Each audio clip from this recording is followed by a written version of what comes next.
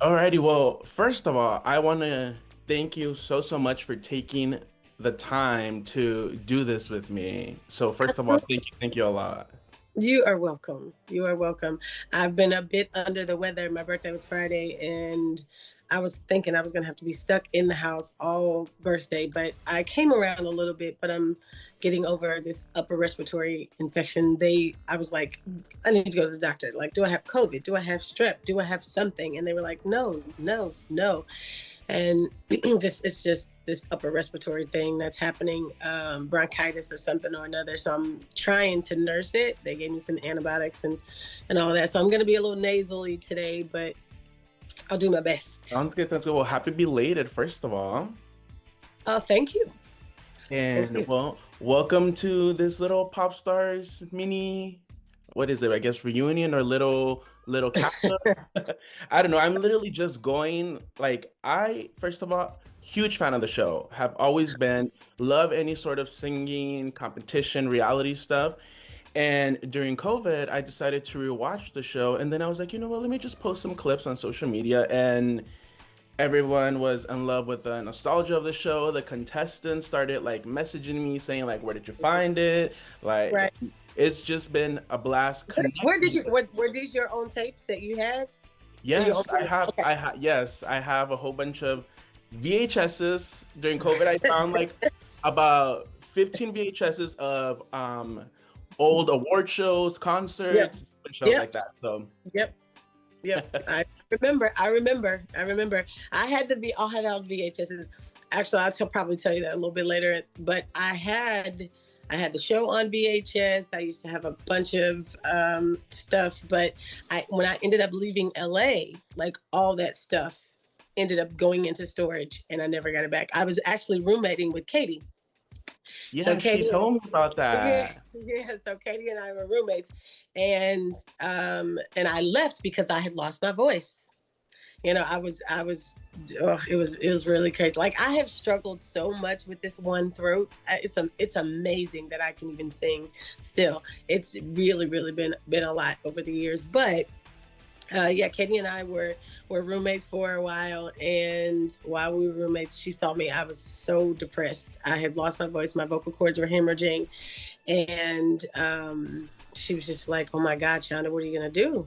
And my mom came out to LA for a couple of days, and I just kind of prayed. I just kept praying, and I thought I would never sing again. I really did. I thought that my voice would never be the same. I thought I'd never be able to sing again, and I was so scared. And then I went home, and it was crazy because I think that was maybe somewhere around. I'm pretty sure it was 2002, but I don't know if it was in around about August or September. That it was August. It was around late July, August, because 9/11 ended up happening, and I was scheduled to go back to LA on like the 12th or the 13th. And after that, every airplane was grounded, and I was like, really, really, Lord, like you really gonna stop me from going back? But it was crazy. So I never made it back, and I told Katie, I'm like, I'm coming back, I'm gonna come in. And she's like, well, I'm gonna move, and I have to put everything in storage. I never made it back. It had all my VHSs in it. It had all my memorabilia, like my Michael Jackson collection, all the clothes that I wore on the show, like all of that stuff. I just, oh, it was quite a story, but we'll talk about it. I'm sure we'll get to it. But no, yeah, so I've been having a blast doing this, and then I'm usually the type of person that is very shy, very to myself. I don't like to bother people. But as a fan of the show, I've kept up with careers of the contestant, and I've seen them do Mhm. different things. And I was like, as a fan, I'm pretty sure a whole bunch of other people also want to know what have they been up to, what's their story. So I slowly but surely have reached out to certain contestants, and Mhm. it's been amazing. I've had such a blast doing this. So I Yeah, thank and you. And since you asked me about it, I have gone back on the page, and I was watching some of Garland's, and I watched some of Katie's. So yeah, I have been going back kind of through it and seeing who you've been interviewing so far. yeah, there's a few more on the work, so I'm hoping to get those done soon too. Okay, it's Okay, gonna be but good. let's start with prior to the show, let's go back. As far as your history with Uh-huh. music and entertainment, how did that Yeah, start? Did you have any influences or what I was it? did. I told part of this story on the show. I was 8 years old. I think it was 8 or 9. And Michael Jackson was doing the Bad tour, and he was suffering from laryngitis. And he was coming to St. Louis, and he had like 3 nights, and he kept canceling them. So he had to cancel because he had laryngitis like on Thursday. And then he canceled on Friday, and it was like, okay, he's going to do the Sunday show. And like people were all on the news saying, I got tickets and we came from so on and so forth, and we can't see him, we can't see him. Well, he ended up doing the show, I believe, Sunday night. And that was the night we had my dad had won tickets. Somebody, won the tickets in from the radio station. So we ended up getting an opportunity to go. And, I just grew up around music. I remember riding through when I was like 2 or 3, listening to the Off the Wall album on like my little 3-wheeler scooter, and the blues and Sam Cooke, Aretha Franklin. Like, I come from a very musical family. My mom was a jazz singer. My grandma just loved music, and my grandfather was a blues singer. So it was music playing in the house all the time. So when I got a chance to go to the Michael Jackson concert after hearing his music for all those years, I was amazed. Like, I was just in awe. And I just thought to myself, I remember walking through my grandmother's front yard. There was a sidewalk, like this T-shaped sidewalk, and I was going straight up from the steps to the curb, back to the curb. And I was thinking in my head, I'm going to do this. I am going to be a singer. I'm going to be a performer. I'm going to do. And this was after the concert. I just could not get it out of my head. I cried, and we had nosebleed seats, and we had binoculars. But it was just crazy to be in that space, like to really be in that space and that energy that was happening in there. I was outdone. And from that moment on, I mean, like I said, my mom was already a singer. My granddad sang all the time. So I was just like, oh yeah, this is what I'm going to do. And from that point on, I just sang and sang, but nobody thought I was serious because I was doing it in secret. Right. Okay. So because my mom was a singer, like she's jazz singer. So I was just kind of, listening to music and singing it in my head. And when nobody was home, how when nobody's home, you dance all around the house and do all these dance moves. So I'm doing all this stuff until one day, let's see, The Bodyguard came out. And I Will Always Love You, which I ended up singing on the show. Yes. I Will Always Love You was out, and I just started singing it. I just started practicing it and singing it over and over and over again. And then one day I asked my mom, could I sing in this fashion show? Because my grandmother, we also a family of beauty. So we had a salon. I grew up in a salon. So we would do hair and do these fashion shows, and my mom would sing in the show, and they would dance, and they would do all this stuff. So I was just around artsy stuff my whole life. And so anyway, I asked her if I could sing, and she was like, girl, you can't sing. Because I had tried a few years before, and just, it didn't work out. I'm like 9, 10 years old. Nothing would come out. I would get so nervous that I would lose my voice every time. And she was just like, oh, forget it. But this time I told her, I said, no, I can sing this song. I want to do the show. And so I sang the song, and her mouth dropped. I mean, she was like, are you kidding me? And from that moment on, every Saturday, which is, when the salon is so packed with all these people, they would call me at like 9 or 10 o'clock in the morning. I'd be at home sleep. Wake up, get up out of the bed. Get up out of the bed. Somebody's on their way to come and get you. You're coming down here so you can sing this song. So I would sing the song every weekend at the salon. And that's kind of how it happened. So from that point on, I started singing at school with the jazz band and the talent shows and all that stuff, and it just stuck. Oh wow, that's a fun story. Yes. Yeah. So you just like hiding out, doing it in secrecy, and then until eventually you were able to like share the talent. Yeah.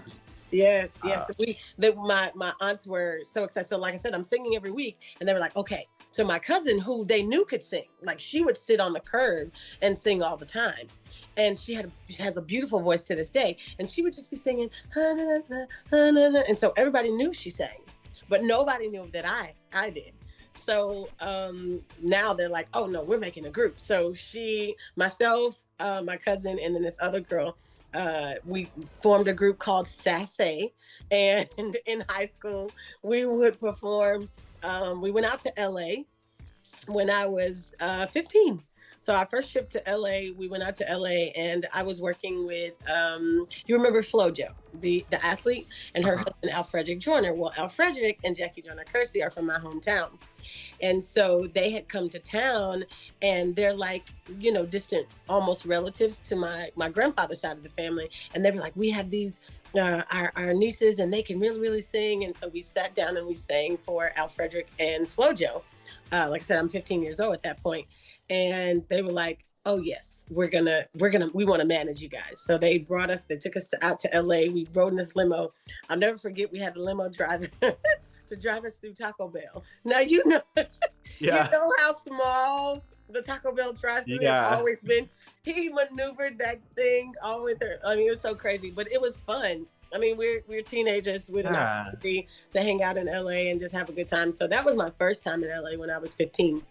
And we recorded with some producers and had a good time. Yeah. As far as like that, like an example, when you recorded stuff like that, do you keep that? Do you have like a keepsake from that music to maybe like go back and listen to it, or is it gone? Some of it, most of it is gone. Most of it is gone, and that's crazy. But most of it is gone, and that's a horrible story. I was talking to my brother about it a while ago, but that's a horrible story. I had maybe about 50 or 60 songs that I had recorded over time in a computer. And every time I would perform live somewhere and they would do the recording, I would put it on this computer, and the computer got destroyed. And I lost all of my recordings. I have a few of them, but the big bank of them that I had from LA, Atlanta, New York, Los Angeles, even in St. Louis while we were still living there, like all that stuff is gone. Most of it is gone. Like I said, I can find probably one or two, but not a whole lot. Yeah, that always sucks when everything's saved in one place and then something happens to that. And back then, who knew that the digital era would be what it is now? You know what I mean? Because I definitely would have done better. I've been better about, more vigilant about getting it all, put somewhere else that would be safe in a cloud somewhere, right? Right. I also read online that you got the chance to work with Lisa Left Eye Lopes and were actually signed to her production label, I'm assuming, right? I was. How did that come about? How was your experience working with her? Yes. Okay, so remember I told you I went to LA at 15. Well, at 15, when we went out there, we did the recording. Things didn't work out because we were in a group, and it's always hard to coordinate all of that. So I remember being heartbroken about that. And at 15, I'm saying, oh God, this is our opportunity. And from that point on, I just decided in my mind, I said, well, once I turn 18, I am going to, I'm leaving St. Louis and I'm going to sign my own contracts. I'll be old enough to sign my own paperwork, and I don't have to worry about any parents. And you know how you are, right? When you're a teenager, I don't have to worry about anybody, and I can do it myself and all that. So that was what was on my mind. Well, later on that year, I met a guy who worked for the WB, and it was crazy back in St. Louis. So St. Louis had its own local WB network.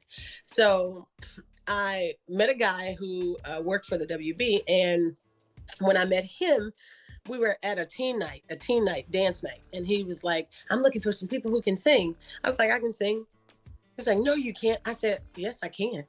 He was like, okay, well, come prove it to me. So we went kind of to the back area where the music wasn't as loud, and I sang, and he was like, oh my God. So I ended up auditioning for the Warner Brothers network, and I sang and performed, and I did that for like the next 3 years, all through high school and college. So I was performing at like governor's balls and inaugurations and the St. Louis Fair, the Illinois Fair. Like I was all over the place. So from 15 to 18, I did all of that, but I knew at 18 I was leaving.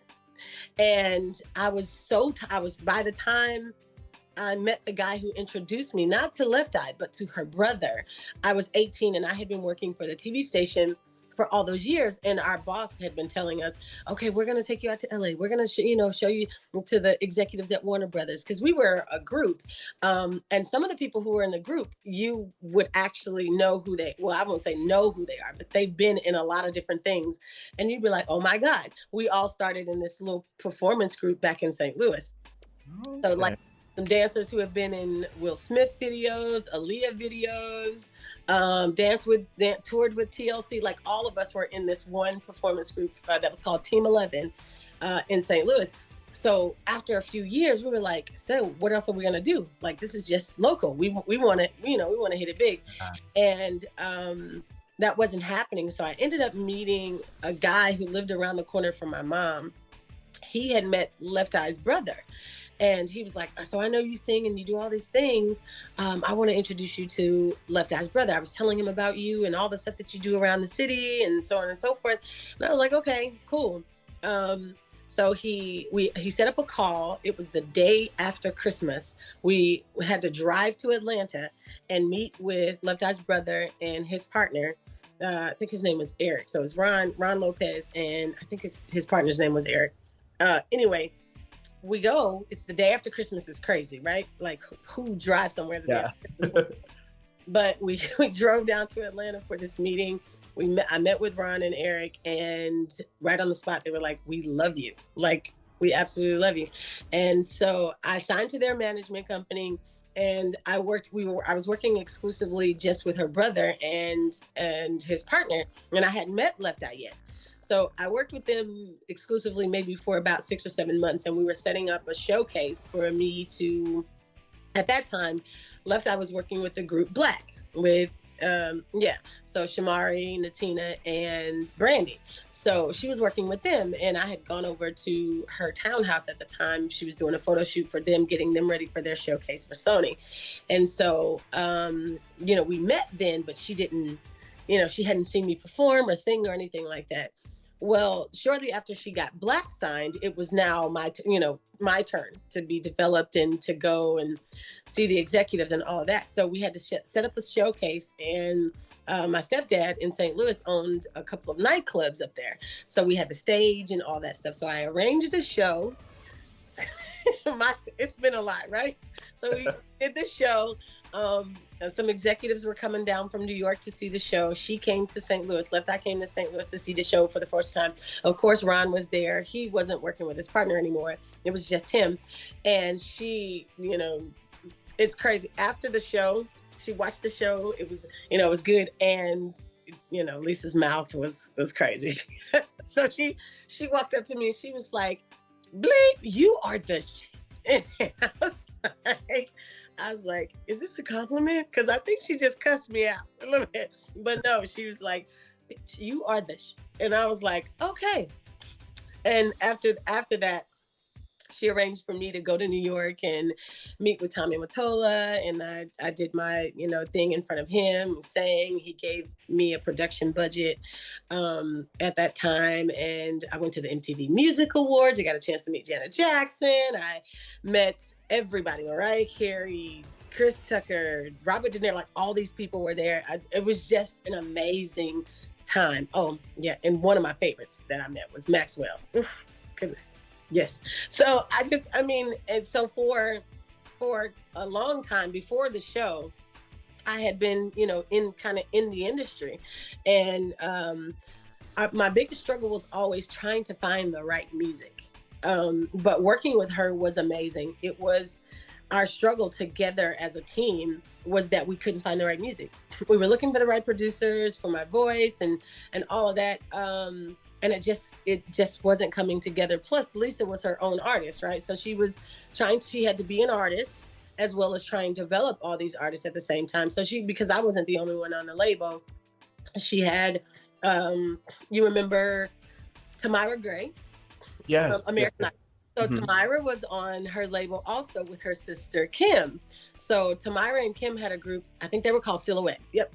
So Tamira and Kim's group was called Silhouette, and then of course you had Black, and then you had me, and then you had a rapper named Nandi. You had a rap group named Je ne sais quoi. Like all of us were on Left Eye Production. So it was amazing. I mean, and then she had a Canadian artist named Koo.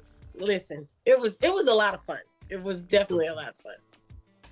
Yeah, and I mean, I bet too, just in general, it's a lot of learning stuff, learning from the industry, Uh, the yeah. goods, the bads, all of it. So Now it was plenty of bad. It was plenty of it was plenty of craziness. It absolutely was plenty of craziness. Now, but the experience was amazing. Like to when I look back at it and I see how I was in the middle of all of that and everything that was going on. I was so young. At that point, I'm between the ages of 18 and 22 when all this is happening. So, I'm green. I'm coming from St. Louis. I don't know a whole lot, but I do have a strong constitution. And, God had always been a really solid part of my life. And I had been baptized when I was 15. Before I went to LA that first time, I made sure that I got baptized. So I was baptized, and I just wanted to have a strong sense of self when I got there. So as I walked through the industry, I could tell there was just a sense of protection around me. I had an opportunity to see so much, see the great things about the industry, but I also had an opportunity to see what was just harmful and hazardous. And yeah, no, I'm not gonna quite choose that. So that's and by the time I auditioned for the show, I was over it. I was over it. I wasn't gonna do the show well, at all. yeah, I had no idea that you had done that much prior to the show. I had read a few things and, and then based on your guys' social media too, stuff that people share. So I had seen some of that, but I had no idea that you had already done that much. Yeah, it's crazy. A lot. Mhm. And you Yeah, started, like you said, at 15. That's a very young age yeah. to start doing and being part of the industry. Uh-huh. It was a lot. And so let's just say, so by the time I saw the show, saw the promotion for the audition, Mhm. I was done. I was quitting Atlanta. I was like, I've been here long enough. Left Eye and I had just decided that I was going to leave her production label. Because we had our first production deal was with Sony Records. Our second one was with Capitol Records, and I had gone into a meeting with Roy Lott and Dave Linton. Roy Lott was an executive with Clive Davis at Arista, and then he ended up, moving over to Capitol. And Dave Linton I think he was head of A&R or something at the time. So I sat down in the office with them with Left Eye, and that meeting went well. Like it was amazing. They were like, "Oh yeah," we talked for so long. They were like, "Oh, we forgot to listen to you sing." It was crazy. So it's like, "Oh yeah, sing." So that happened, but then some things, executive things happened. They had Tracy Spencer at the time, so they were getting ready to release her, and my budget was just it couldn't fit. So then we were supposed to. Lisa was trying to work on. Left I was working on whether or not we wanted Lenny Kravitz to produce my album or Prince to produce my album. So then it was. I mean, it was just. I know. It was so much going on. It was and so like I said, we had already done the Sony thing, and then a bunch of stuff happened with that, and then Capitol, and then the budget kind of got cut, and some things happened with that. And the night we were gonna sign, the night we came back from LA from our meeting with Capitol Records, we had saw Elton John and LA Reid in a restaurant where we were celebrating. And he was like, "Oh, what you guys doing here?" And Lisa told him, "Oh, we're celebrating my artist. We just signed to Capitol Records." He was like, "Oh, congratulations," all that. And then maybe a year later, the stuff from Capitol didn't work out, and then I ended up doing a meeting with LA Reid at LaFace, but he was leaving LaFace to go to Arista at the time. So he was like, "Yeah, so we want to sign her to LaFace," but he ended up leaving. The person that came up after, the paperwork just got messed up. So I'm telling you, by the time I saw the audition for the show, I told all my friends, I said, I'm done. I'm done. Like, I'm done. This has been 4 years of just grueling foolishness. Like, I'm done. I'm not going to do this anymore. I'm going to try it. I'm going to do something else in regards to this, but I'm not going to work with Lisa. I'm leaving. I've left her company. And they were like, well, you should just go to the audition. You should just go. And I was like, I don't want to go. So if you remember, I had that little leather top on with those white pants. I didn't even want to go. I threw that on. It was just like, whatever. Okay, fine. They made me go. They were dancers that I, used to dance in my shows when I was performing around Atlanta. And they were like, girl, go to the darn audition, go. And I was like, I don't want to go. And I went anyway. But while I was there, I met so many of the girls. And if, you see, when I'm singing I Will Always Love You, everybody starts screaming and clapping. Well, it was because I had kind of been ministering to them through song and talking to like everybody there for maybe about all morning, because it took like 5 hours for us to even get to actually do any singing. We were there so early in the morning, stood in line all that time. So by that time, I had been singing. I had shot the local Warner Brothers network in Atlanta had pulled me out and made me shoot like the commercials for the local commercials for the show in Atlanta. So I shot all those commercials. Like it was a lot. Yeah. It was a lot, but I ended up going to the audition, and everything from that was history. Okay, so it took some convincing, so you did it. It did. So obviously then making the initial audition and getting the yes, and then coming back for your second day, your callback, how now knowing that you had made it to that point, like did you know like, okay, I guess I'm gonna have to do this, like let's see how this goes? And yeah, by the second day, like I said, the first day was so warm. Like having made that, connection with everybody and the camaraderie that was in the room. By the time I got to the second day, I was a bit more comfortable, but the song list was completely different. As you can see, I sang Faith Hill. yes. But Faith Hill was one of my favorites because I love the movie Practical Magic. And that song was in that movie.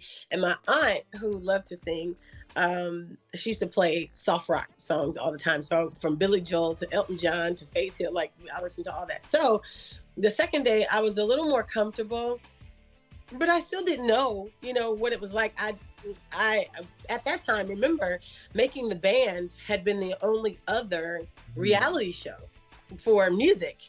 So we had, they had done the 2 seasons of Making the Band, and here we are with Pop Stars. And so we're like, I'm nervous. I don't know what to expect. So I'm saying, okay, we'll see. And, I was there all the way through, and you never know whether you're going to get a call to, they just tell you what's going to happen. We're going to take 26 or 25 or whatever the number was. We're going to bring them to LA and so on and so forth. And you just kind of sit around and wait. I think when I got the news, I was in St. Louis. I don't even think I was in Atlanta because, like I said, at that point, I was kind of done with Atlanta. So yeah, I think I had moved back to St. Louis to my mom's house and was planning to do something else. I was going to plan to go to LA anyway and do some things out there, or at least try to do some things out there. But I ended up getting a call to say, hey, you're coming out to LA. I was like, what? It got real quick. Hey, and even with all the things that I had done, I'd had a support system. So, I had Left Eye's brother, I had Left Eye, I had all the other artists that she had and all the other producers. So I had people, you know what I mean? And I always had a safety net, like a safe group of people that I could lean on. When I'm in LA for this callback, I'm like, I have no one. I don't know these people, so I'm scared. I'm who I am when it comes to like encouraging people. So that happened. Like a lot of the girls would come like, we know you have experience. We need to talk to you. Right. So I ended up being mother hen. I ended up being mother hen, but I was still petrified. Like Yeah. I was petrified because it's just me. I am on my own. When I worked with the TV station in St. Louis, we were a group. It was just me by myself, and I just wasn't used to that. I was used to either having my dancers, my producers, my family, somebody, and now I'm all by myself. It was hard. Yeah, when I think back and I look at the show and I see the ages out of a lot of you guys were all young. Yes. To me, it's wild. And even like when I see like reality competition singing stuff right now, even dancing stuff, sometimes these people or even kids, they're 13, 14, and Yes. I look at it and I'm just like, I don't know how they're able to do this, like have that willpower, that determination, so yeah, I look at back and I was like, oh my God, some of these girls were like 18, 20, 21, and I'm just like, oh, like wow, like it's a lot, it's a lot. It was. I remember the episode where they show me crying and all of that because I was overwhelmed. Like I was truly overwhelmed.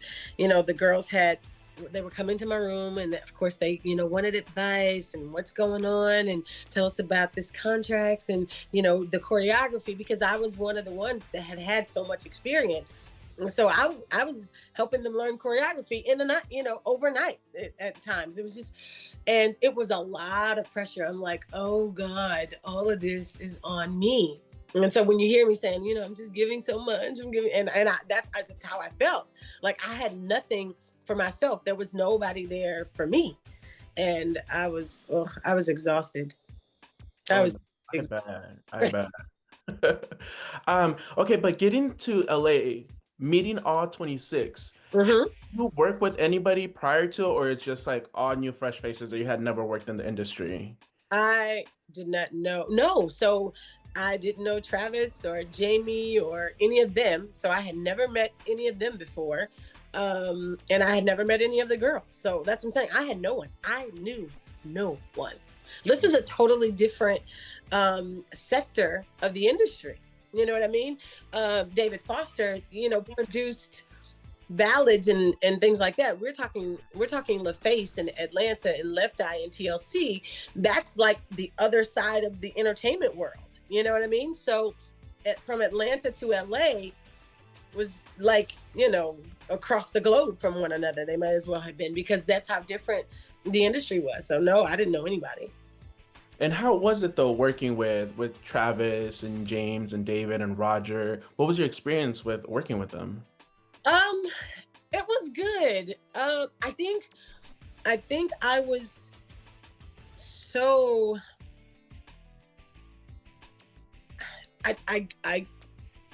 I'll say this. Having been in the industry for some time, by this time I was kind of numb to everything. Right. And when I said I didn't have any support, so I was numb to everything.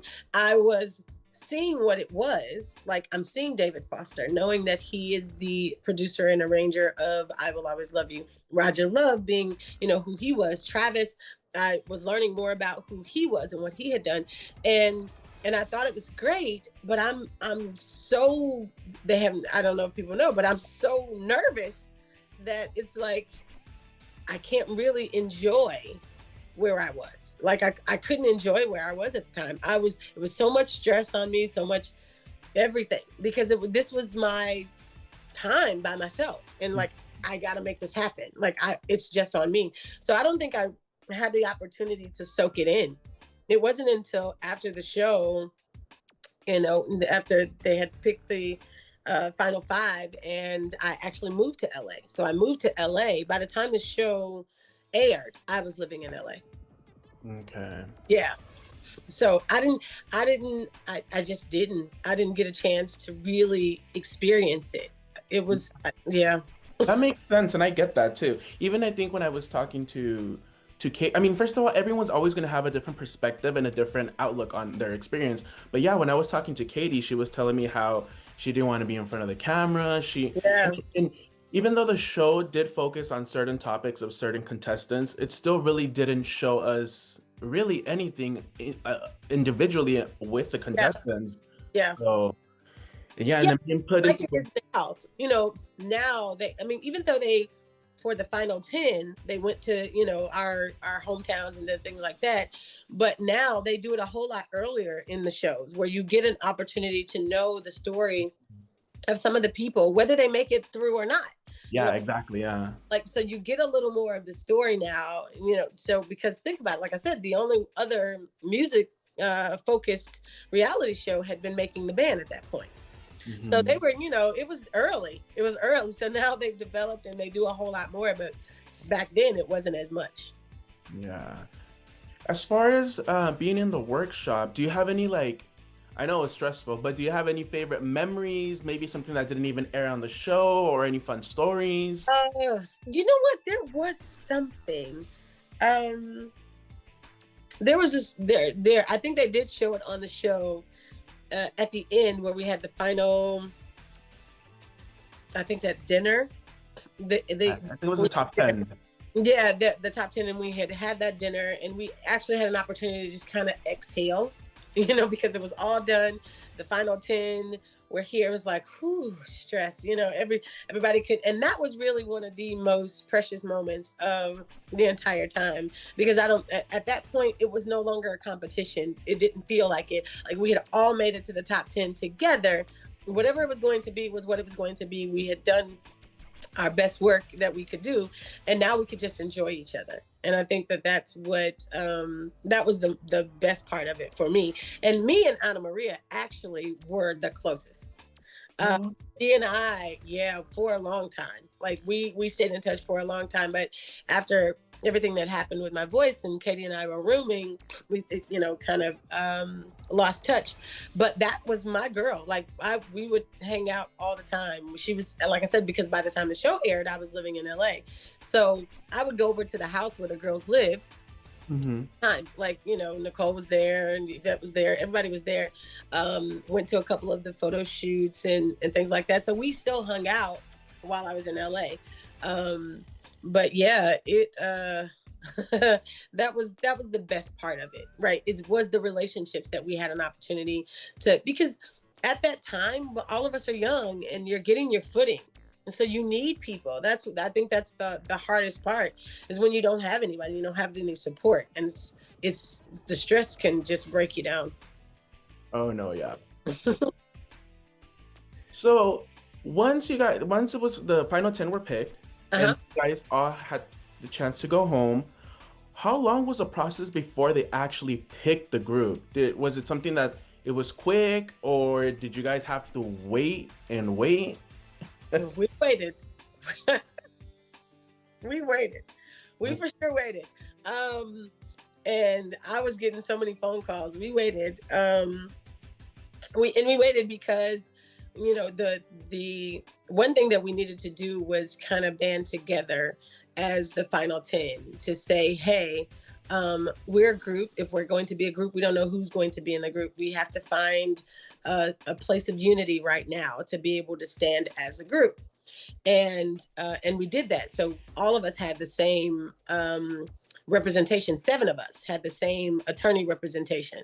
So, and then the other 3 girls, the 2 that dropped out, which was Margot and Carrie, or Margot and Carrie, and then Christina, she was her own person, so she signed hers and was done.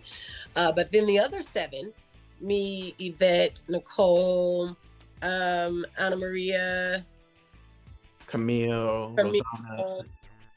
Camille, Jean, Oh and yeah, that's right. then one other person I can't remember at this time. You know, just trying to remember all those names. But yeah, so we all had the same representation, and so in because it was taking a while with the attorneys, they were like, "So we're gonna have to hold another audition." On top of the fact that 2 had dropped out, so 2 had dropped out. Now the scope of the group could, what they, you know, what it could have been, it may not. So now what are we going to do? So if we're looking to do a multicultural group, well, we've lost, you know, some of you know, the variety. So it's like, okay, we have to hold another audition. I really think that they didn't know which way they were going to go. Like they had to try and figure that part out after losing to, you know, you had an Asian and a Caucasian that they've lost from the group now. And then you have, you know, two African American girls, you have this. And if you're trying to make this eclectic group kind of like Spice Girls or whatever it is you're trying to do, you kind of can't do this now. So they hold the other audition, and our attorney negotiations is taking a while, and everybody's calling me concerned. Nicole was like, Shaunda, I don't think it's going to happen. Like, I think they're just going to get a whole new group and they're holding new auditions. Did you hear? I mean, it like. No, how did that make you guys feel? When they were holding new auditions? Yeah. As you can, a lot of people were nervous, but of course I had been through one disappointment after another, so it was a little bit different for me. But for a few other people, it was nerve-wracking. Like it was, how do you handle this? And so yeah, it was a rough transition because you just didn't know. And even after they decide, okay, well, we're going to now choose the 10 and we're going to come to St. Louis and these are your recording days. You still don't know, you know, who the group is going to be. You know that they've held the other audition. Our attorneys came to the agreements that they needed to come to. We all signed the contract. So now they have all 7 of our contracts, plus Christina's contract, plus whoever they had chosen from the additional LA audition. And that was that. We didn't know any of that. We just heard about it. So we didn't see the LA audition until the show aired. So we only had heard about it. So at that point, it's like, what are they doing? We don't know. So we were completely in the dark. And yes, people were nervous, absolutely nervous. I got phone calls about it. I was like, hey, we have to stand for ourselves some kind of way. Like I had been in the industry long enough to know that you have to, you know, be able to fight for yourself some. Like there's going to be a modicum of, yeah, so you're, you know, you won't get the best deals. You're a new artist. You don't know those kinds of things, but at least fight for something. And that's kind of where we were. We were like fighting for something, but sometimes in desperation, you don't fight and you hear about one artist after the other who end up with nothing. Yeah, it's tough. Yeah. Yeah. So it's like, you know, you may not get the kind of deal that a seasoned artist would get, but try and get the best thing you can from the beginning. And that was my philosophy. It's like, I've seen enough of this to know that I'm going to fight for the best deal I can. And it may not be the greatest deal, but I'm going to fight for the best we can get right now for, you know, considering where we were. And that was kind of what was holding up a lot of that. So yeah, we were nervous. Didn't know what was happening. So then they come that final day when they let you know. Yes. How did that them before even prior getting there when they were gonna get there? How was what I'm trying to say? What was going through your head that day? Like, what were you expecting? Were you just from the whole process? I truly did not know. When they said that I wasn't going to be in the group, I didn't know that that's what they were going to say. I didn't think that they were going to say no, but I didn't know that they were going to say yes either. Right. But again, I from being in the industry, and, you know, I was watching the clips the other day and David Foster said, if you can't right now get used to the rejection part of this business, get out now. And I had seen so much, not rejection, just stuff falling through. Like, you know what I mean? It wasn't that I had been rejected so many times. That wasn't it. But I had been on the other end of business just not working out. And whether you're extremely talented or not, it doesn't always work out. And so I guess I had already kind of been groomed for that, since at this point I'm 21, 22, and I had been in this thing since I was 15, 16. So I had already had the thick skin, and that's the sad part about it. You get pulled back and forth so much that sometimes you can't enjoy some of the smaller things that would seem to be smaller but would be amazing and grand for somebody else. You know what I mean? It seems small to you because you're not secure enough to enjoy the success. You know what I mean? It's like this is not that big thing. This is not me, headlining my own tour. This is me just opening, or this is me. So you don't always get an opportunity to live in the moment of these great things because you're waiting on whether the bottom's going to fall out. Yeah. So it's crazy. I mean, the industry is wacko. Yeah, it is. Well, as a fan of the show, Yes. I think I can speak for everyone. We were shocked that you were not selected to be in the group. Like, how did that make any sense? I know. Listen, I was in LA. I told you I was in LA, and I was at the mall, Glendale Mall, because I lived in Glendale. And there was this old little white lady. She walked up to me. She said, "Baby, you don't need that show. You are great all by yourself." I mean, she was a little old lady too. She had to be like 60 something. And I was like, "Oh, that's so sweet." But yeah, I think I was surprised. So this was the thing. The night the show aired, if you remember, the show aired on Friday nights. Mm-hmm. And it aired either before or after the Jamie Foxx show. I can't remember which one. Well, I don't remember either. Yeah. Or I can't remember which one was first. I want to say we had the 7:00 spot, and Jamie came on right after that. Anyway, that night that I was eliminated from the show, they used to have karaoke at Miyagi's on Sunset. And so I went to, and I had been going, and I went to Miyagi's that night, and Jamie Foxx used to be there every Friday. Every Friday he was in town and he wasn't doing something, he would be there every Friday night. And he saw me and said, "Oh my God." It was like, "Oh my God, they did you wrong. They did you wrong. But that's okay. I got you. Here, take my number." So he gave me his number.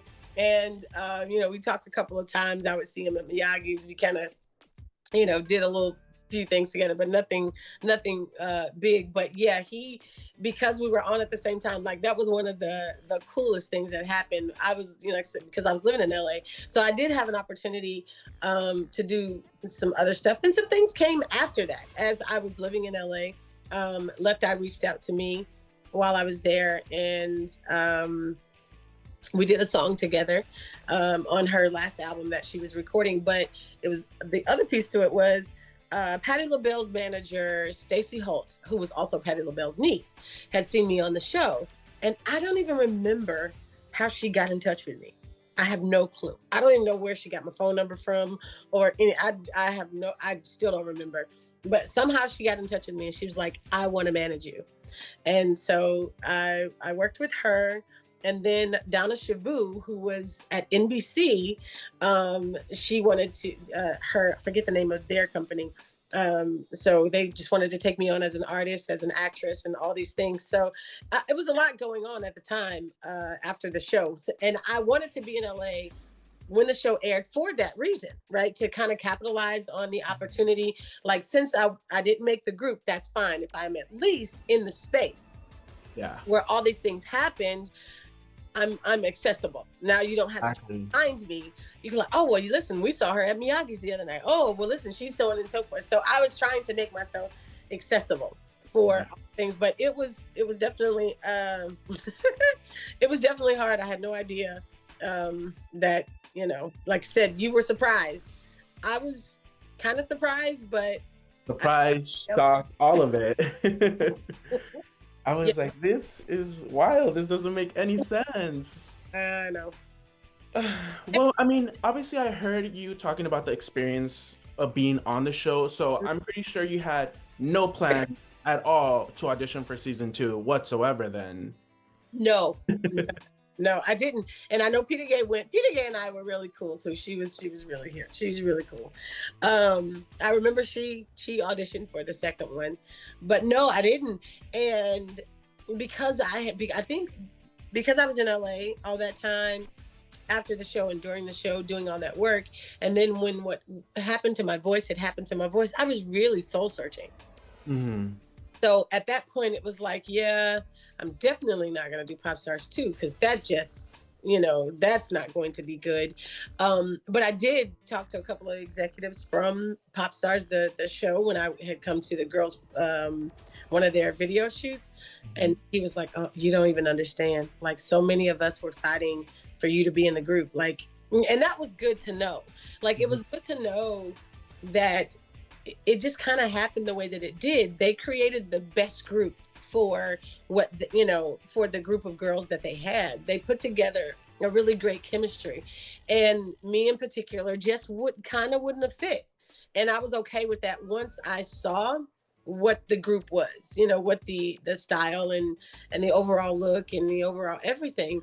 It made sense. And so I had, I didn't harbor any hard feelings where that was concerned. Like I said, I knew you had done a few things. I didn't know you had done a lot of things. So is that type of information as a fan of the show and a viewer of the show that I'm like, because I guess everyone has a story. Everyone has a story, and just listening to those stories, it's just I enjoy it. So thank you. And I think knowing more of the story kind of helped. If you look back at the show, you can say, oh, okay.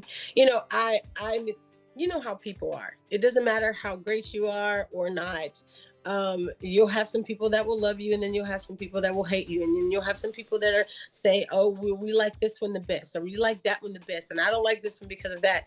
And when you look back at the show after hearing part of the backstory, you can say, oh, okay, I get it. Yeah. It makes sense. Like, even with Yvette, she had done some work in New York and Broadway and, things like that. So that was kind of her background. Camille also, that was kind of their background. And Camille's been in several movies. Oh yeah, I've kept up with all her stuff. Yes, she was on that show Prison Break, I think. Yes. So she was on the show Prison Break. I just watched that earlier, like at the latter of last year. I was like, that's Camille. What in the world? Yeah. Looking amazing, and I think they taped that a while ago though. The Prison Break? Yeah. Oh yeah, that's one of her. The show's been done too. Yeah. But I think no, and she actually has a new TV show. It's about to launch, I think this month or next month on Max. Okay. Yeah, so she has quite a few. Yeah, I remember first seeing her on Ghost of Girlfriends Past. Oh yes, I know this girl. Yeah. I know, that's how I am too. Whenever I'm randomly either watching a show and somebody pops up, I'm like, oh, there, so yeah, I love that. I know, right? And then you can see, like, I'll tell people, I was like, oh yeah, Nicole and I started in the same place. Like, we were on the same show. That was her first break. And people are like, what? I'm like, yeah. you can see clips of us at 20 standing next to each other at a piano. It's like, what? These things are so crazy and wild. And to see Rosanna now, and Rosanna was hosting TV Guide for a long time. Mm-hmm. And I paid attention and watched, and everybody, and then from Nicole leaving the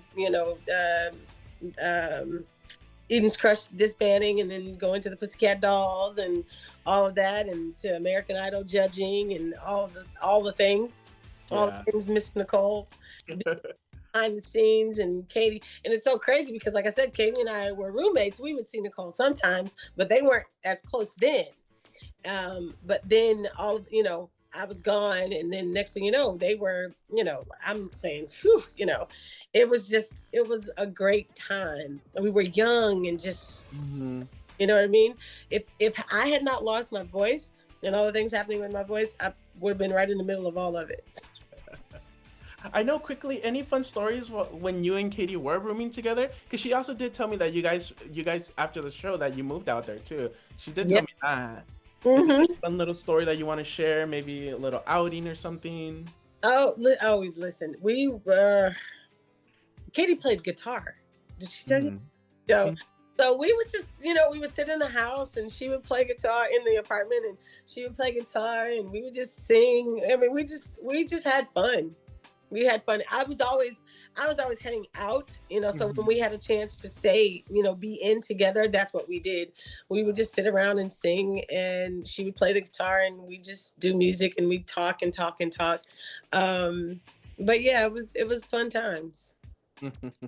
Absolutely fun time. So no, I don't think we had like nothing crazy happened. I know Nicole, we would go and eat, and Nicole would eat these. I have not been able to find it. I don't know the name of the restaurant. I think we're in Calabasas or something one time, and she ordered this veggie burger with like a cranberry mayo or something, and she let me taste a piece, and I was like, veggie, I don't want this. Like I don't, girl, I'm from I'm from East St. Louis, Illinois. I eat fried chicken and stuff. Like no. So, and I have never, when I say I have never been able to find another veggie burger that tastes like that with that kind of mayo. I have been trying to make it myself. I've been trying to do, and I just cannot. It just won't happen. I was like, what is this thing? But she would eat, like they would eat the strangest things to me back then, right? They were, Rosanna loved sushi. She would have this sushi she would be eating. I was like, yo, I don't, I'm used to French fries, potatoes, and chicken, and pancakes and grits and all. What? Yeah, right. You know? Completely different. Yes. So culturally, it was completely different. But yeah, like I said, Nicole would eat these veggie things, and Rosanna would be eating sushi. I don't know. I think she was maybe like she did more beverages, like drinking different things. What else? I remember one time we were at Miyagi's, and Garland was there, and we were all up on stage just like clowning because it was karaoke. So you would have all these celebrities there doing karaoke. Like Justin Timberlake, Chris Tucker. I remember Mark Cuban was there. Of course, Jamie Foxx and his whole crew. So it would just be a lot of fun. And Katie and Garland and myself and everybody else would just be there hanging out, having a good time, acting nuts, eating. I wasn't eating sushi, but I was Miyagi's was a sushi spot. I was like, yeah. Like, I'm here for the music. I'm here for the karaoke. I'm here for the good time. I'm here, and I wasn't a big drinker. So one night, my manager, my assistant to my manager was with me, and it was my birthday. Here we go. It's my birthday, and they decided to give me apple martini shots. Coming from somebody who was not a drinker, that was a night to remember. I was dancing and dipping, and I remember I was like, I woke up the next day like, who was that lady? Like, I hope nobody remembers me. Oh my goodness. Yeah, no, it was crazy. But we had fun. We did have fun. So then you talked about you're struggling a little bit with your voice, and then a few years later, American Idol is a thing. Did that ever cross your mind? Maybe a little, maybe not. So once I saw Tamira, who was on, She was on the first season. she's on the first scene. Once I saw Tamira, I was like, oh yeah, no, I can't do it. Like, and because I was like, oh well, I know her. You know what I mean? I know her. She's gone, and then the whole thing happens. She gets to the last 5 or whatever, and then she doesn't. And everybody's like this again. What happened? You know what I mean? That was a shock too. We were all but you know that Nikki McKibben was with her too. Yeah, on there, yeah. Yeah, top 3. Nikki McKibben was top 3. Yeah. Alexandra made it to like the top 30, I think.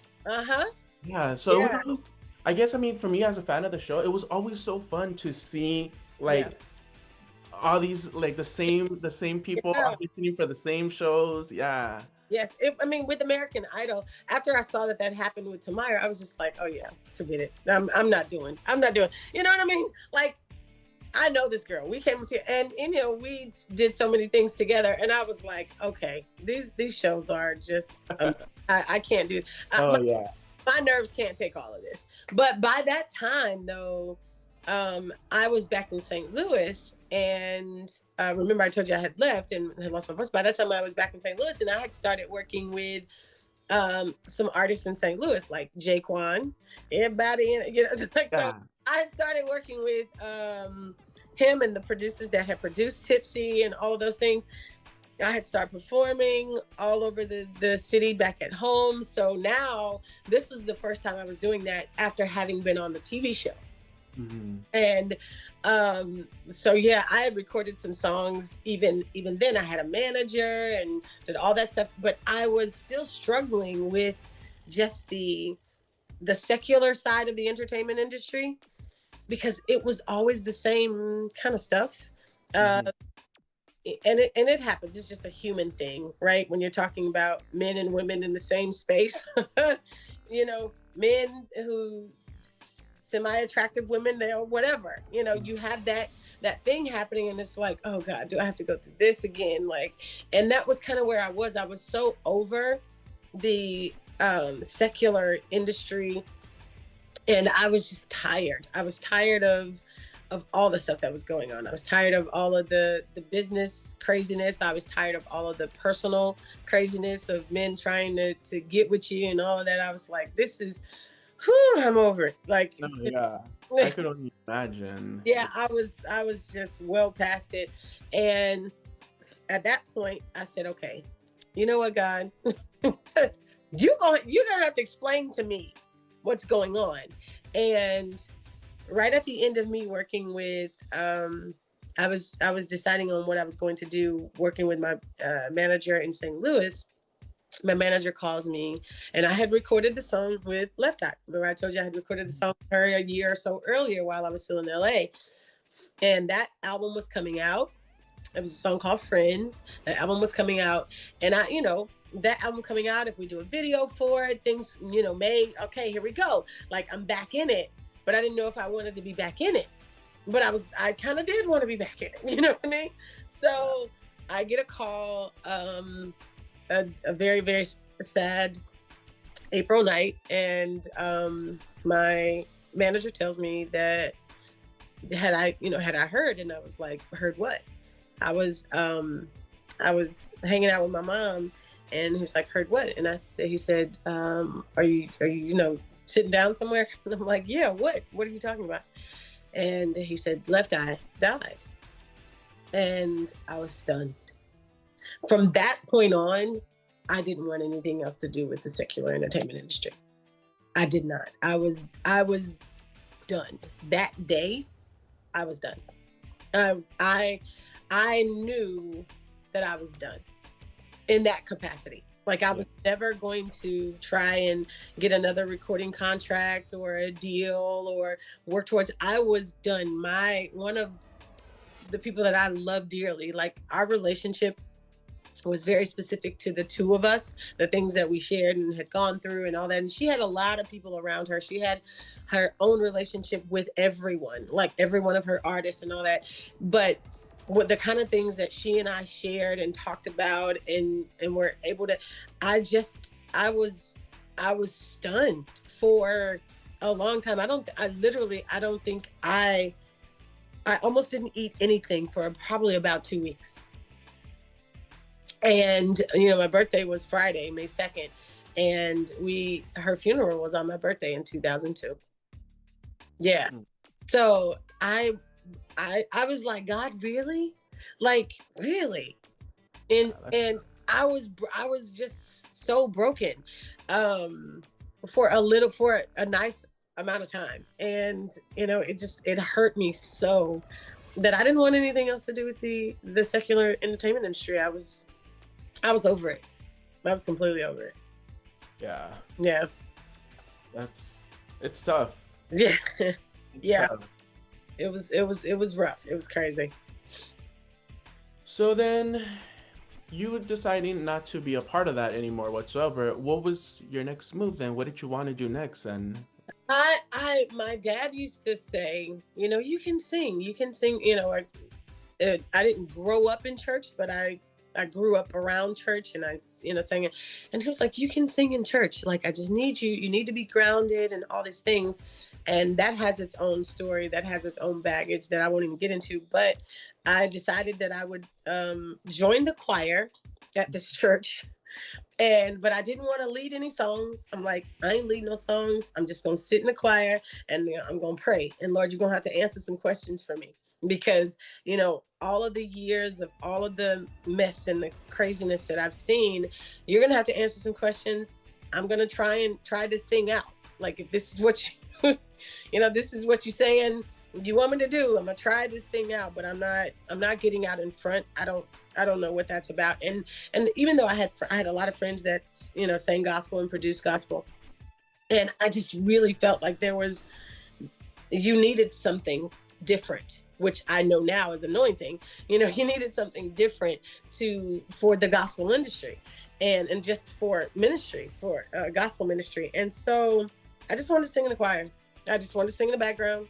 But my husband now, who is my husband now, was the choir director of the church. He was the minister of music at the church that I joined shortly after Lisa had passed. And I said, I'm just going to sit and learn. And he was like, well, somebody who knew me from performing was like, let me introduce you to the minister of music, and you need to meet him, and he needs to hear you sing. And I'm like, oh God, here we go. Like, I don't want to do this. Here we go. And he was like, oh, nice to meet you. And my husband tells the story now. He's like, I gave him one of the worst and coldest handshakes ever. So I gave him this handshake and, introduced. I told him I would come to the choir rehearsal. So I came to the choir rehearsal. I sang. And the first time we sing a song, he asks me, hey, will you do some ad libs at the end of this song at church service? And I'm like, dude, I told you no, I'm not here for that. I'm here to sing in the background. And he's like, oh, it's nothing. It's not a lead. You don't have to lead anything. I sang a little bit. And right after that service was over, oh, you know what? I got the perfect song. I want you to lead it. Are you not listening to me, sir? Like, are you not hearing me? But make a long story short, I ended up leading the song, and it changed my heart completely. I went through a whole lot to get to that song, but it changed my heart completely. And from that moment on, I decided that I would primarily dedicate my gift to ministry. And that's what I've been doing since then. Nice. Yeah. And as far as that, I did see that you had I don't know if you're still doing it, but you had a let's talk to woman self-discovery group. Yes. Okay. Whew. Yeah. I am an artist at heart, right? I am a creative and an artist, and I get these ideas in the middle of the night and all these things. But I remember I work in finance. Like, that's my primary job, my career. I work in finance, home finance, mortgage finance, and that industry is up and down, as you know. The mortgage industry is crazy. Housing, all over the place. And one of those times when it was down, I was on a layoff, and I was just like, Lord, why am I spinning? Like, what's going on? Like, I keep finding myself in this cycle. And I sat down at my kitchen counter and I said, how do I get through this every time this happens? Like, every time there has been a disappointment in my life, or, changes that have been made, I'm like, how am I surviving this? So I sat down and I just started writing out these steps on how I would, continuously get back to recovering, right? You know what I mean? Because in life, that's what happens. Like, you get knocked down, but you get back up. And when you get back up and you see yourself moving again, it's like, what did I do to get back here? You know what I mean? I remember 6 months ago, I could have died. And I was so sad about, being laid off, or whatever was going on, or whatever went wrong, or the disappointment and all the disappointments that I had seen. And to me, the only failure is when something happens, you get down, you don't get back up, and you don't learn from it. So I had been learning, and I started writing these steps and on how to recover, right? And how to become better every single time. So that was the becoming your best you. And you have to, and woman to woman was, you have to sit down and look at yourself and say, what did I attribute to me being here? Like, if I'm in this situation, I contributed one way or another, maybe, or what am I supposed to learn? I think a lot of people get stuck thinking that, oh, this was my destiny, right? And if it doesn't work out, then you're so broken that you can't recover. And that was the one thing that I was able to harness, was like, how have I recovered from all of this? And so I started writing that out, and I made it this interactive workbook.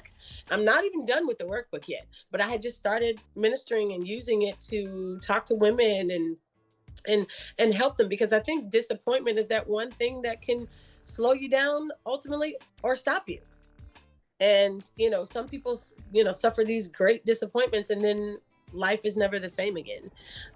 So that's really what it's about: becoming your best you, woman to woman. Sit down, look yourself in the face, be honest with you, about who you are. Ask people how they see you. Like, these are part of the steps. Ask people how they see you, because I think oftentimes when you go on an interview and they ask you, what are your best qualities, right? And then you say all these things. Oh, I'm this, I'm that, I'm this. And then they ask you, okay, well, if you have any weaknesses, what are they? And then you try and say something like, what's one of those things that people always say? I think maybe, I work too hard is a weakness, something like that. They always, so we never really represent ourselves in our worst light. When you're always trying to put yourself, your best foot forward when you're interviewing or showing people who you are, not always being honest. And I think that lack of honesty that we have with ourselves is what stops us from getting to the next level.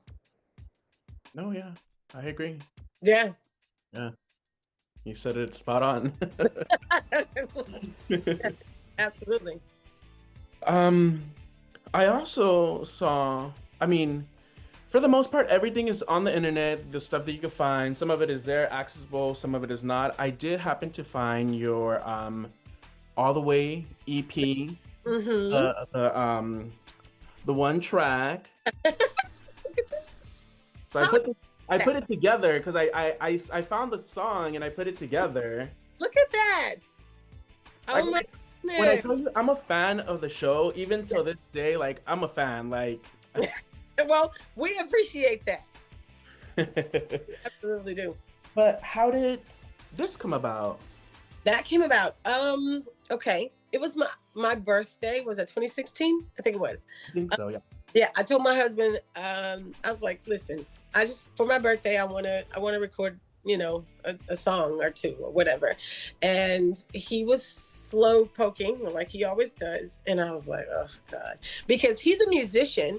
As you can see, these keyboards and stuff over here. He's a musician, and but he's so used to playing in church. Like, he's not necessarily a producer. So when I'm asking for this, he's like, okay, I'll get it done, but not really understanding all that it takes to get it done. So of course, I'm like, forget it. Let me call some people I know. So I called this producer named Squat. He has some stuff out right now. I think it's like on Glorilla's album or something like that. He's actually dating one of my cousins, and so called him up. We brought him to Texas, and he stayed with us for maybe about a week and a half, 2 weeks, and we recorded 3 or 4 songs. So there are a couple of other songs. I know it. I couldn't find those. Listen, lost somewhere. I promise you, there's a song called Sunday Morning. It is nostalgic. It is classic. It has everything about it that makes you want to have pigtails and flower dresses on Easter morning. Like, that's how it is. And my mom keeps saying, are you going to do the video for this song? Are you going to do the video for this song? So I think I am going to do an independent video for that song. I'm going to do it. When? I don't know. But I'm trying to get it done this year. But I am, because it's really, really a great song. So we got together. That song was that. So All the Way, It Was You, Sunday Morning, and Grace is Your Name. Were the 4 songs that we did. We only put 2 because we just did a small little listening party, but I sang those other songs, and people were like, when is Sunday Morning coming out? When is Sunday Morning coming out? But that's how it happened. I just wanted to do something for like my closest friends. And I think that video is probably still on YouTube. Like the The listing party, the listing party that I did in 2016. You probably didn't find that. No, yeah, because trust me, like I search you girls like nonstop and all these social media platforms, and I didn't find it. But maybe I I'll, gotta search I'll have search to. more. I'll find the link because I haven't looked at it in so many years. I'll find the link and I'll send it to you. But it was really really cool. We rented this space in one of the hotels, like one of the ballrooms, and put the stage and everything up. And I performed the song. I got some background singers, and it was something that I wanted to do. It was kind of like my profession of this is who I am. So the lyrics to All the Way talks about me having dedicated my life now to just ministry and God and singing primarily for Him. Now I sing secular songs and dance and all kind of other stuff. I do that, but when it comes to when I'm performing places and what I really use my gift for, it's primarily for ministry because that was the one thing that I always wanted to do. When I went to the Michael Jackson concert, the energy in the room changed me. You understand what I mean? It changed who I was. And that was the effect that I wanted to have by inspiring people. So that was always my objective, right? It was never about people loving me. It was more about what I could give. And once I realized, that I could do that, but how I did that and the message that I would be, bringing. That's why the music was always such a hard thing when I was with Left Eye Productions and working with her, is because the message just wasn't true to who I was. Now, becoming your best you, helping people get to the space where they are so comfortable with themselves that they can just be who they are and understand that they were intentionally designed by God to be them and only them. That is my objective in life. Like helping people know who they are, becoming your best you. That is my life's work. Really, becoming your best you is my life's work.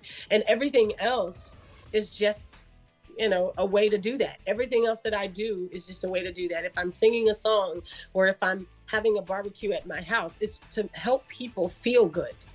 Mm-hmm. That's and know themselves and be free and not have to put on airs and pretenses for other folks. Like be who you are and learn from who you are. Like you may not be the best person socially, you may not have the best attitude, and so, but if you allow yourself to go into environments where people can say, hey, that it might be a better way to say that. Like it might, you may not have to be rude or arrogant or what, like to open yourself up to not ridicule, but critique, loving critique only makes you better. Yeah. So that's all everything that I do now is that. So that was that. I said all that to say that was kind of what I wanted to do.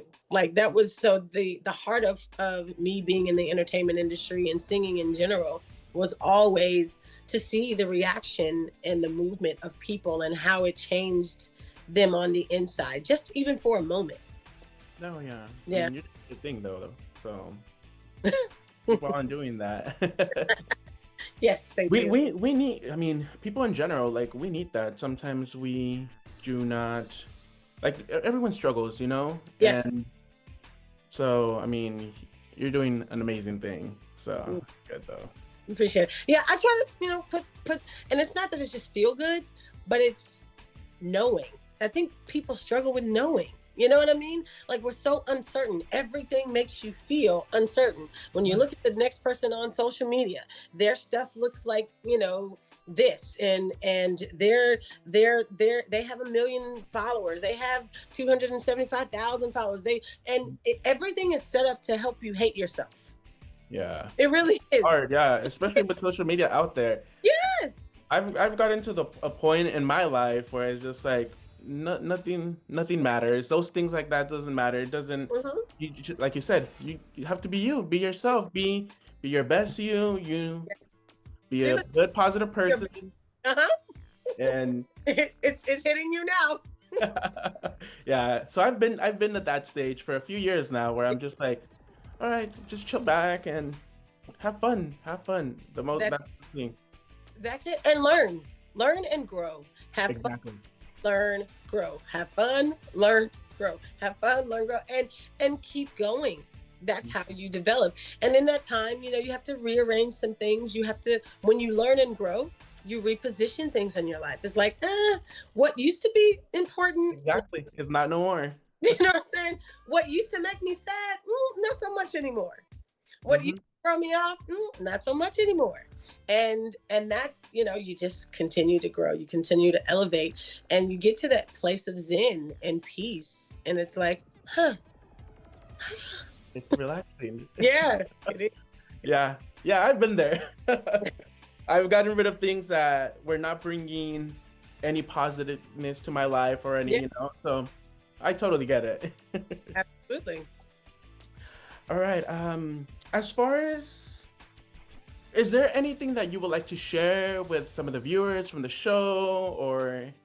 I want to say to all of the girls that may watch the show that because listen, Garland and I spent time at Miyagi's dancing and acting a fool. Garland, Katie, who else used to hang out with us at Miyagi's? Miyagi's was the place to be on Sunset. We used to just clown and act a complete nut.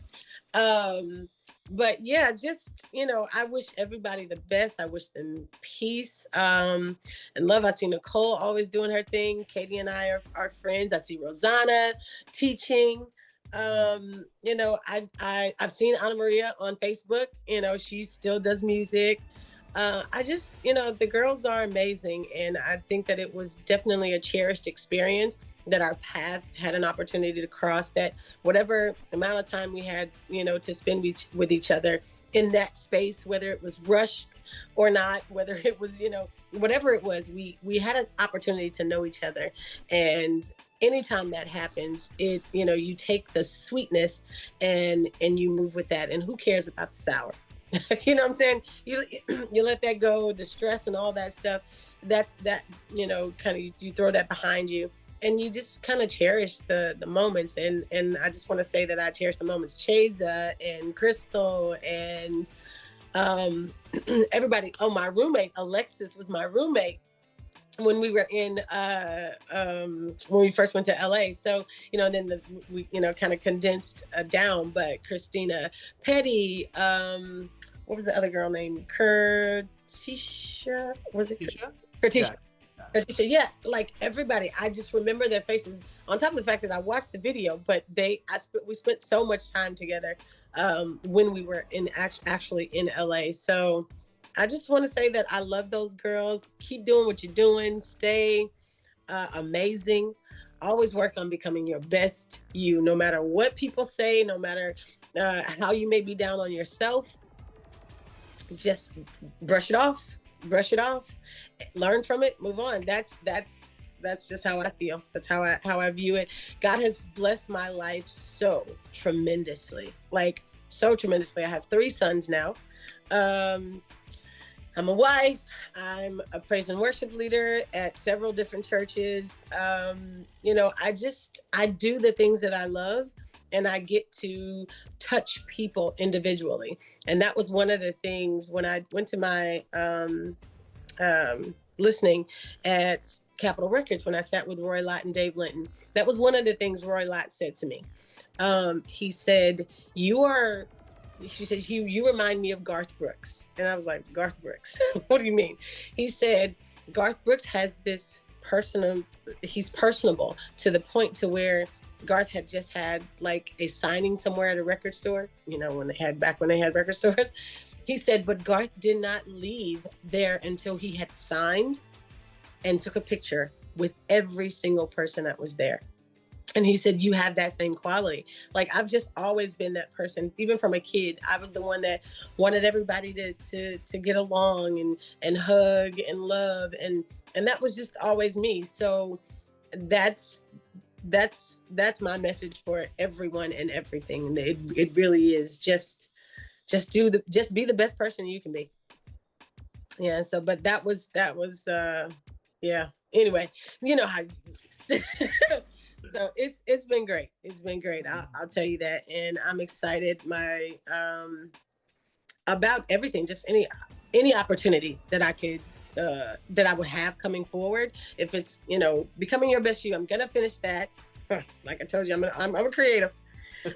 Most of it, I'm listen. I have a closet that has stuff hanging out of it right now. Oh, I'm the same way. I work on so many different things, and it's like, oh, that's been on pause. It doesn't matter if it's been on pause for 2 years, it's on pause.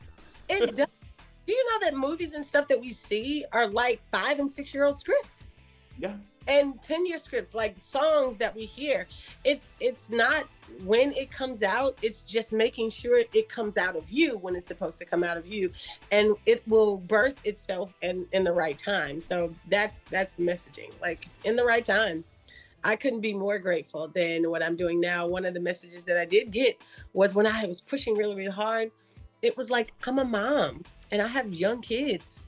Like, who, I don't need to be running up and down the streets, you know, with these 3 young boys. My youngest now is 11, so I can start to do a little bit more and travel and do some things. But, you know, before, my kids were young, and it was like, why would I'm not that kind of mom that will be okay with being away from them. Like, I'm just not, because how in the world could I want to give all of this love and attention and help other people grow when my own kids are not getting that? So that was kind of why I was like, yeah, it's not a big deal. I can do what I love to do and still touch people right here at, you know, at church, and make music if I want to make music. I have a husband that I can tell to come play a song at any time. Sir, come play me some music so I can sing. And that's what he does. So I'm living a very, very blessed life. That's good. That's good. I mean, again, like I said, I mean, watching you on TV to even just getting the chance to interact with you before you even decided to do this, when I was like, okay, I'm gonna message her. I was like, I don't want to bother her though, but I was like, let's see how this goes, you know? And it's like, I mean, I 100% appreciate it. Like, this has been so great. Like, even just hearing you talk and about what you're doing now, like, it's inspirational, you know? So like, I 100% appreciate your time. Like, you have no idea. Oh, you are so welcome. My boys are so fun. So I showed them, because they've never really seen. I don't have the VHSs, so I showed them the page, and so I showed them me singing "I Will Always Love You Today," and they knew I was doing the interview, and they were like, "Mom, you are so cool." It's like, how old are you on this picture? I'm like, yeah, way before you all were ever thought about. I have so many pictures, so many things too. Like, because even this, like, I think all of last year I didn't post anything on the page, but like I said, yeah, I mean, I'm slowly trying to put everything together, like little pictures, little this that I have, because I had so much stuff in my old computer at my mom's, and I have some of those files finally, so Yeah. make it run smoothly and faster, so you guys could see all that I have. Yes, and I know this is not my interview, but so how did you start doing all this? What made you want to do it all? So as far as deciding to do this, like I said earlier, when COVID happened and everything was shut down, I found myself stuck at home a little bit more than normal. So I started going through my old VHSs. Like I said, I had award shows, this, that, TV shows. Yeah. Pop Stars has always been one of my favorite shows. I saw Making the Band too, so I like that one. But I mean, Pop Stars just always, I don't know why, like, it just spoke to me more. And I think it's because, like you said, it's on Friday nights. And me and my mom would watch it together. Like, my sisters would go off to church with my grandma, and like me and my mom had bonding time, and we would just watch the show. So I think for me, it holds that special memory of like just me and my mom hanging out, like us together. But like I said too, like, I followed careers of a lot of the contestants, where they're at now, even for the contestants from season 2. And then I was like, I went on Instagram and I was kind of like trying to just look for some of the contestants. And then I was trying to just find clips, and I was like, there's no clips online. I was like, the world needs to see this again. So I slowly started uploading them online. And like I said, the contestants were like, oh my God, like, I remember this like it was yesterday, like, you're bringing so much memories. And then they started DMing me, like, just like, thank you for uploading this. And like, again, like, to me as a fan of the show, I was like, so and so is talking to me, like, and I'm freaking out. Like, little 13-year-old me is like, oh my God, I can't believe like she messaged me. Right? Yes, no. So I mean, and it just took off from there. And then I just had other, not contestants, but just I guess other fans of the show be like, "Oh, have you talked to them about like interviews and stuff like that where they've been?" And I was like, "No, like because I'm very, very, very shy. Like when it comes to presenting in front of anything, when it comes to school, this, that, like I'm in the back. I'll be, I'm here. Like I don't want eyes on me. So I was like, I don't think that's something I would ever want to like do. Like especially just like one-on-one conversations. But like we mentioned earlier, it's like the past few years, I feel like I've grown more. Like I'm just me, more myself. Like I really don't care what anyone thinks about me. Like I'm gonna like what I like, regardless of if it's current, if it's dated. You know, it's like You're right. you know. So And the things that speak to you, like yeah, and when I say, Aretha Franklin and Sam Cooke, like that, those are my era. That's not my era of music, but it's the music that actually does speak to me. I can hear certain songs and it'll take you back to a space. So I absolutely get it. Like you see a part of Pop Stars and you can almost remember sitting right with your mom and what the room smelled like and what you were eating when you were watching it, like certain moments. And because that's how off the wall was for me. I remember, when I said I was riding through on that little 3-wheel scooter and I could hear and I could see the album of Michael Jackson sitting there on the side with that white suit on. And back then they had the lyrics inside of the album cover and wanna be starting something, you get to be, all of that. And you can read the lyrics on time. I mean, it's just, I get it. Like art and creativity and things like that, it really does do that for people when it creates moments and it brings back memories and it can actually place you in those spaces again and help you relive, some of the best times of your life, really. yeah. So I mean, I've been having a blast doing this. Yeah, Like, I it bet. is so much fun. I mean, even just to like editing the clips, fixing everything together, uploading in the page. Like, I've always loved all that stuff. Like, I like consider like pretty tech savvy, so I know what I'm doing for the most part. Okay. Um, but no, yeah, I mean, it's been a blast. And then finding all these old stuff, like when I tell you that like I have a whole postcards from back when the show was airing, um, CDs. I literally have where is it at? The board game. I don't know. Did you guys know you guys had a board game? I did not.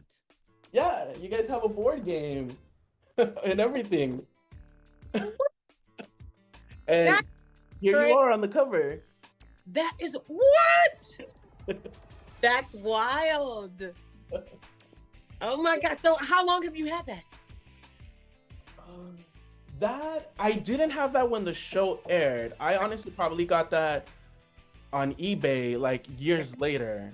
Wow. But like the postcards and stuff that I've had, the CDs Uh-huh. stuff that I've had for ages. Yeah. Well, no, you say you were 13 and do you live near LA? Yes, I live in Southern California. Okay. So LA right now I'm more toward the desert like Palm Springs, but LA is not that far from me. Gotcha. So I was asking because the last, what was it? The last show, was it the last show where they did the big performance at Oh yeah, like, at the they yeah. done interviews and I had come up to do it and like all of the people, all of the I remember that and it was in LA. So I didn't know if you were there for that performance. No, I wasn't. Like an example, when I saw that on TV, I was like, I could have gone to this. I was like, this is right here. I was like, I didn't. Why? How did I Yeah, not hear about this? Yeah. yeah, no, it was fun. Yep. Okay. No, but yeah, that's how it started, and here I am having fun interviewing you ladies, and it's been a blast. Yes. Well, I am glad. This was definitely a great opportunity for me. It warmed my heart. It really, really did warm my heart. Well, thank you. Like I said again, Have any more questions? Anything you can think of? what was that?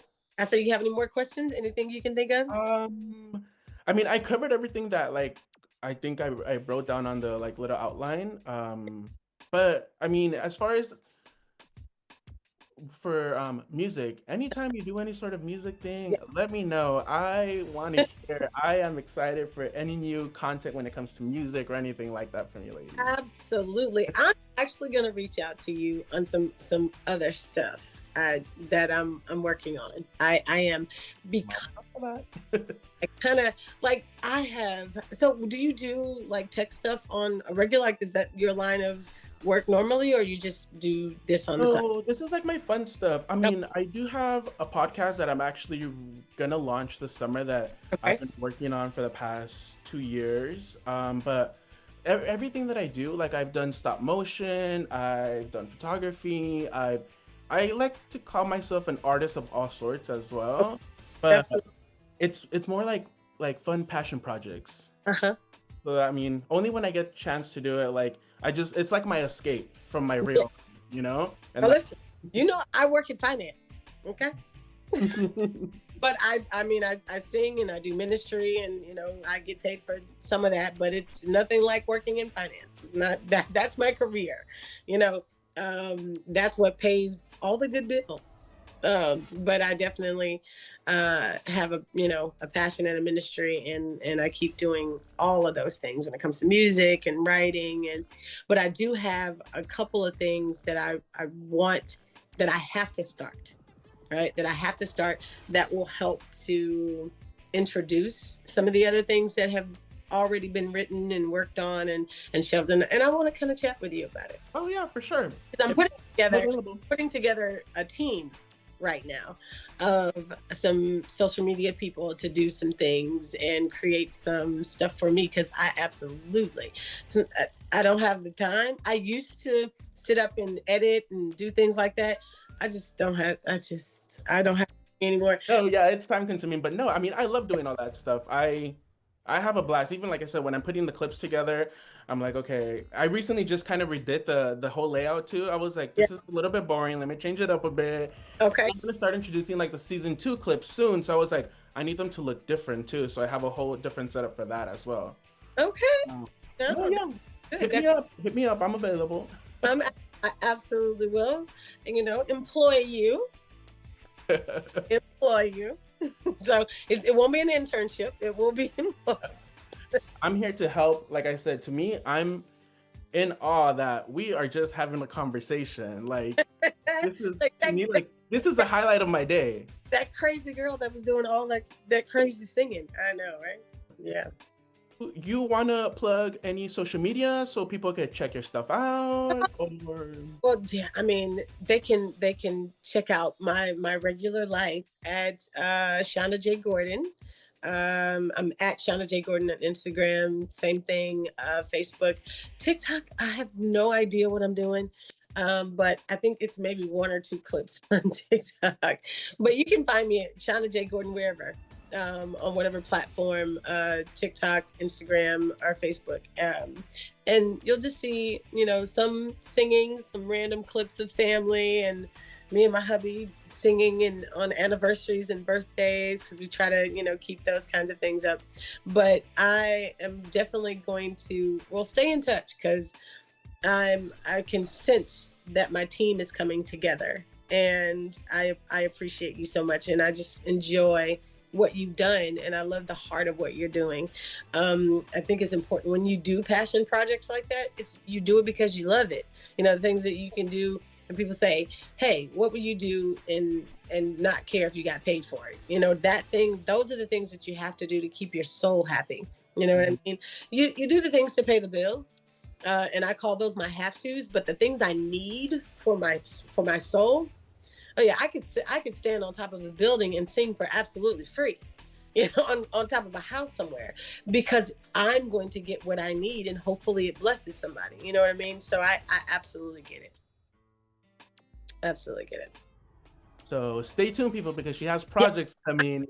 I do. I'm not going to just sit around and be dormant. I'm going to becoming your best you. I'm absolutely going to finish that. Actually, part of the idea that I want to do for that is, because it's an 8-step program.